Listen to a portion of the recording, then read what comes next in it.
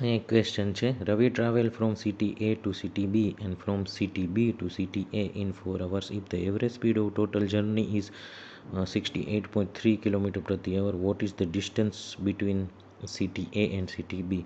તો ઓપ્શન આપ્યા છે 136.6, 273.2, 197.6 અને 152.7. તો સૌથી પહેલાં આપણે એવરેજ સ્પીડનું સૂત્ર મૂકી તો total distance divided by total time. બરાબર, આપણે ડિસ્ટન્સ શોધવો છે. તો આપણી પાસે એવરેજ સ્પીડ છે 68.3 અને આપણી પાસે ટોટલ ટાઈમ છે 4 કલાક. હવે એ બેનો ગુણાકાર કરીએ એટલે આપણે મળે 273.2. એ ટોટલ ડિસ્ટન્સ છે. બરાબર, એ ટોટલ છે. બરાબર, એને ડિવાઇડેડ બાય 2 કરી એટલે આપણે સિટી એથી સિટી બેનું ટોટલ ડિસ્ટન્સ મળી જાય 136.6. તો સાચો આન્સર છે 136.6.